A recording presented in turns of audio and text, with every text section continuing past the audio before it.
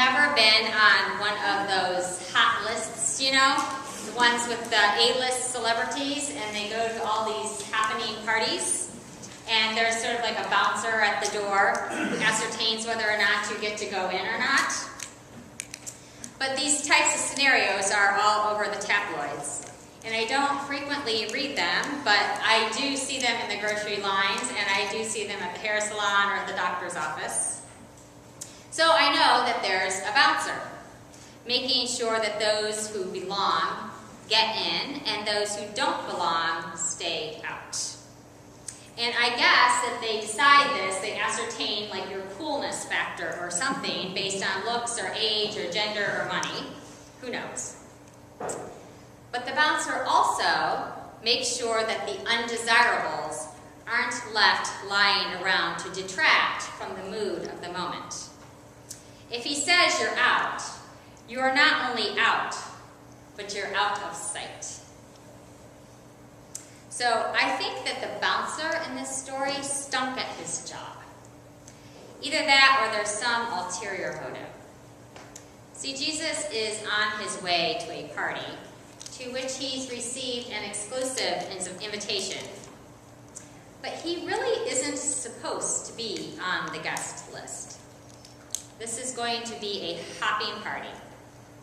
All the highfalutin people are going to be there. And the bouncer will be checking IDs. And there's no way you're getting in if you aren't the right kind. And Jesus isn't the right kind. The only ID Jesus has is Son of God. And today, it's getting him into the party. Not because they think he's the Son of God, but because he thinks he's the Son of God. And they want to put him in the tabloids. They want to embarrass him. What better way to send Jesus the message of, you're out, and that you don't belong, than by inviting him into a place where he is the odd man out, and he's on their turf. But Jesus is not an idiot, and he's not one to get played. Jesus knows that he himself is an undesirable, and he doesn't belong at this party. Jesus knows that the bouncer should toss him out. He knows that he didn't get this invitation out of love, out of respect, or out of admiration. He's been set up. At least I think he has. And the first trap has been laid even before he reaches the main event. Sometimes, I don't know if you noticed this, but sometimes the lectionary cuts out a few verses, which is the case here. And sometimes that's okay. If you're talking about the importance of table fellowship, you might not miss those verses. But if you're going to be talking about the bouncer, then those verses are really important. And today we're going to be talking about the bouncer. So if you look in your bulletin, we all know that the first verse, it says, on one occasion when Jesus was going to the house of a leader of the Pharisees to eat a meal on the Sabbath, they were watching him closely. Of course they're watching him closely. But then there's like a couple verses there that they leave out. And it says, just before he actually gets to the house, and just then in front of Jesus, as he's on his way to the party, just then in front of Jesus, there was a man who had dropsy. And Jesus asked the lawyers and the Pharisees, is it lawful to cure people on the Sabbath or not? But they were silent. So Jesus took him and healed him and sent him away. You do remember that the bouncer's job is to make sure that riffraff isn't lying around. But it is. So either he forgot or something is amiss. The bouncer should have had the man removed. That kind of person would never have been allowed to lie about when a party was supposed to start, unless it was a trick. I would like to think that the Pharisee was trying to be a gracious host by inviting Jesus, but he wasn't. And in this case, the roasting begins before Jesus even gets to the house. The Pharisee is trying to publicly condemn Jesus and publicly condemn those Jesus cares about. And one of the best ways to show trash where it really belongs is not by tossing it out under the cover of night,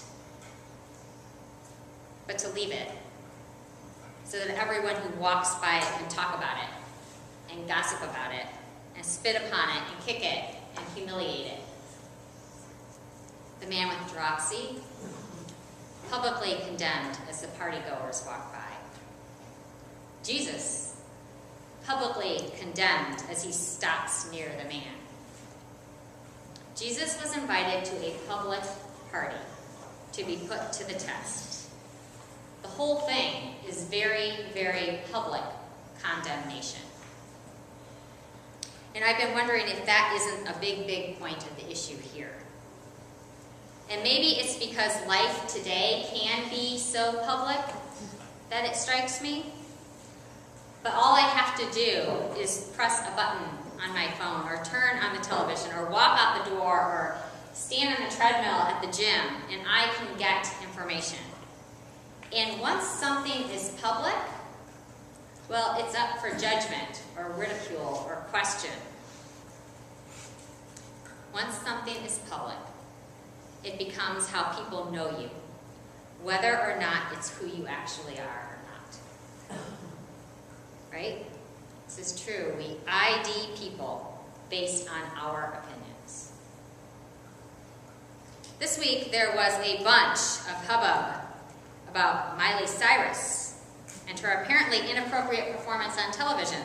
Now I have to tell you, this kind of stuff makes me crazy. In a day and age when there are more pressing things, more controversial things, which actually should receive quality public review, this is the story that earns the most controversial story of the week title. We have Syria, and we have hungers in schools, and we have job loss and government shutdown and immigration and domestic abuse. And this is what the public talks about. Anyway, a public witch hunt basically arose. And I wasn't going to give that stuff the time of day, but I'd heard enough to grasp what was going on. And if you didn't hear about it, you can use your imagination and you're probably on target. However, partway through the week, a title of an article caught my eye. And the title was, Dear Son, Don't Let Robin Thicke Be a Lesson to You. Now, until this point, I didn't know Robin Thicke was involved in the whole Miley Cyrus thing, and I honestly don't watch enough television to really have a great grasp on who Robin Thicke is. He's a singer, songwriter, actor about my age. But anyway, the title caught my eye because I have sons. And so I read it. What had this man done? And the article made it very clear. He objectified a teenage girl. And grown men don't do that. And grown men shouldn't want boys to grow up to act like that. And grown men shouldn't desire that type of affirmation. And grown men should know better. A grown man should be loyal and honest and should protect. And I read it and I thought, darn right, a grown man should know better. And I posted an article on my Facebook page and people liked it.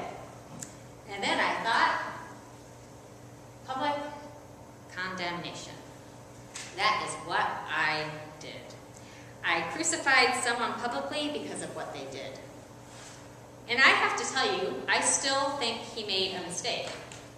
A big one. But I think I did too by publicly condemning him, by jumping on board that bandwagon. And I started thinking about the ways that I do that, how I bounce people or condemn them. Because there was this other thing that happened this week, and a few people may recall my actually saying this while I was trying to sort of manage the situation. I actually said out loud to a couple other people, these are the times when I actually wish I could call down the wrath of God on somebody. That's what I said. I disinvited them in my head from grace. I will stand by my position that Jesus would have been just as angry as I was at the injustice that was barked in my face. Jesus probably actually would have been angrier than I was. But besides making me seem better, what did my public condemnation accomplish? Because it did accomplish something. I disinvited them from the table. I said that Miley Cyrus didn't deserve grace because of her actions. And I said that Robin Thicke didn't deserve grace because he should have known better. And I said that the landlord that made my blood boil didn't deserve grace because she doled out wrath.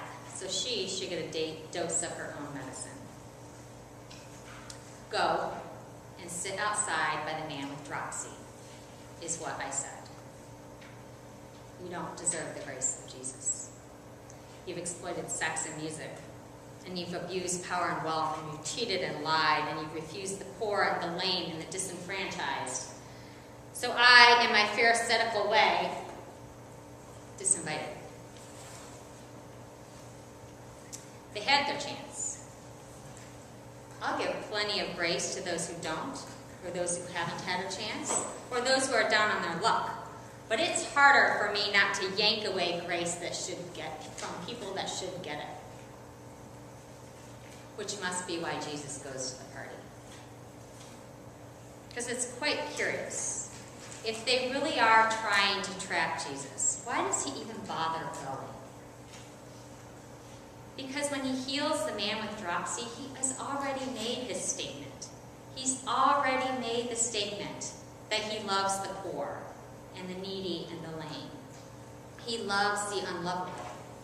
He could have turned around right then. He could have refused to go to the party. By not going, he would have sent a clear message. He would have sent the message that he disinvited them, condemned them for their actions. Jesus went to the party not for those who weren't at the party, but for those who were. And thank God he did. Because I find myself at the wrong table or serving the wrong things sometimes. You know, it's funny because I often read this welcome table passage and I sort of had this utopia vision of a meal. But the truth of the matter is Jesus goes to this type of party that he doesn't want to go to give them something that they've never tasted. And it's going to taste strange going down. And I think the whole party was downright uncomfortable. But Jesus had to go to the party of the Pharisee. And Jesus had to go to the twerking party. And Jesus had to go sit at the table of hateful landlords. And Jesus had to go hang out in the back parking lot with a bunch of boys who drink too much and make bad decisions.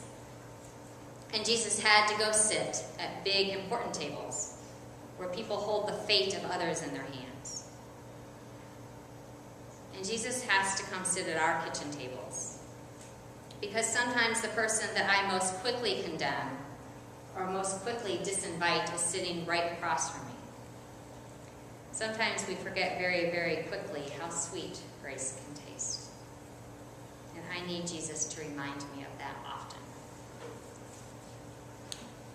And so I'm glad that he doesn't listen when we disinvite him from our lives. I'm glad that he never bounces me and never bounces you. Never says, no, you can't come in to anyone. The invitation will always be to everyone. Taste and see that the Lord is good.